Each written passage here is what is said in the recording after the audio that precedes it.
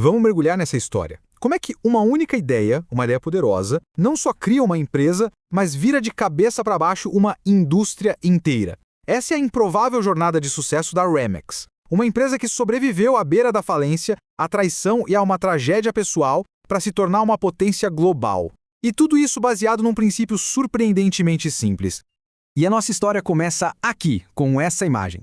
Centenas de balões coloridos subindo aos céus. É uma cena que inspira admiração, liberdade. E sem que ninguém soubesse na época, essa imagem estava, na verdade, anunciando o símbolo que se tornaria um dos logotipos mais reconhecidos do mundo. Agora, para a gente entender a revolução, a gente precisa primeiro entender qual era o problema. Nos anos 70, o mercado imobiliário funcionava com um modelo que um dos primeiros associados descreveu, de forma bem direta. Os melhores corretores, sabe, aqueles que ralavam mais, se sentiam explorados. Eles entregavam metade das suas comissões suadas para os seus chefes. Dava para sentir o ressentimento no ar. E foi aí que surgiu a ideia revolucionária de Dave Liniger. O mais interessante aqui nesse slide é como ele simplesmente virou o modelo de cabeça para baixo. Em vez daquele sistema antigo, ele propôs um modelo híbrido. Os corretores pagariam uma taxa fixa pela mesa e pelos serviços, mas em troca ficariam com quase 100% de suas comissões. De repente, eles não eram mais funcionários, eles eram empreendedores, construindo o próprio negócio debaixo de uma marca forte. No coração de tudo isso estava essa lógica, uma lógica muito elegante. O princípio todos ganham. A ideia era simples. Se for criado um sistema onde todas as partes, o comprador, o corretor e a própria empresa, estão preparadas para o sucesso, o crescimento do sistema todo se torna imparável. Cada vitória acaba impulsionando a próxima. E como é que se dá um nome para uma revolução? Bem, aparentemente, como a garrafa de tequila. A história que contam é que o nome icônico da empresa nasceu de uma sessão de brainstorming num quarto de hotel. Eles chegaram em Real Estate Maximums, máximos imobiliários, para capturar essa ideia de que todo mundo tiraria o máximo daquela relação. Só que Real Estate Maximums era um nome muito longo para uma placa, então eles encurtaram para RE Max. E assim, nascia uma marca. Mas a ideia, por mais brilhante que fosse, enfrentou um começo, brutal. Os 2 primeiros anos foram um verdadeiro teste de fogo. O financiamento inicial evaporou, deixando eles com uma dívida esmagadora. A crise do petróleo atingiu a economia como um martelo, e como se não bastasse, a empresa ainda enfrentou uma rebelião interna, com seus próprios gerentes conspirando para destruir tudo por dentro. E aqui está o ponto de virada. No momento mais sombrio, ao confrontar os gerentes amotinados, Liniger não usou força nem ameaças. Ele fez algo que ninguém esperava. Ele foi vulnerável. Ele reuniu seus corretores leais e simplesmente abriu os livros. Mostrou cada dívida, cada conta e exatamente qual era o plano para tirar eles daquele buraco. E esse momento ilustra de uma forma brilhante o poder da confiança. Com aquela transparência toda, ele fez essa promessa. Não era uma garantia de sucesso, mas sim um pacto de apoio mútuo. Aquele momento de crise, que quase foi fatal, não destruiu a empresa. Pelo contrário, forjou um laço de lealdade inquebrável e selou a cultura da empresa para sempre. Então, eles sobreviveram por um triz. Mas como é que uma empresa que mal conseguia pagar as contas acaba com um dos símbolos corporativos mais famosos do planeta? A história é quase inacreditável.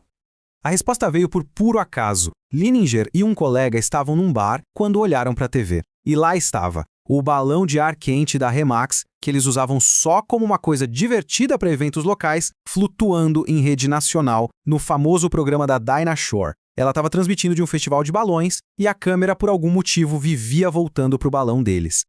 Naquele instante, tudo mudou. Aquela aparição acidental na TV deu a eles um reconhecimento de marca nacional instantâneo que eles nunca, jamais poderiam ter comprado.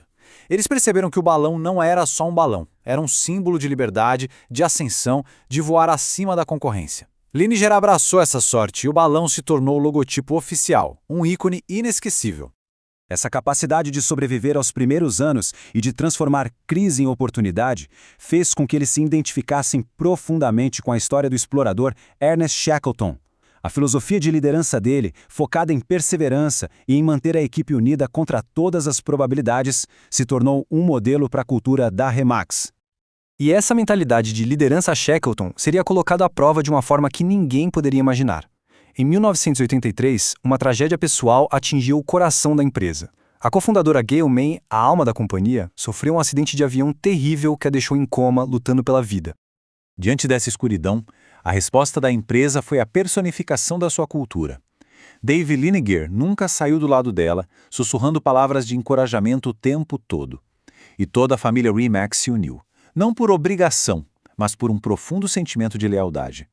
Eles tocaram a empresa na ausência dela, provando que os laços que eles forjaram na crise eram reais. E a recuperação da Gale foi um milagre, assim como a da empresa. Esse gráfico mostra exatamente o que aconteceu depois. A crise não os quebrou, ela os forjou. No ano do acidente, eles tinham cerca de 5 mil corretores. Uma década depois, esse número explodiu para 35 mil. Eles não apenas sobreviveram à tragédia, eles prosperaram, impulsionados por uma resiliência que já estava no DNA da empresa. Para colocar esse crescimento em perspectiva, um estudo sobre empresas de elite de alto crescimento classificou a Remax no topo. Eles estavam empatados em primeiro lugar com o McDonald's, superando gigantes como Walmart e Toyota.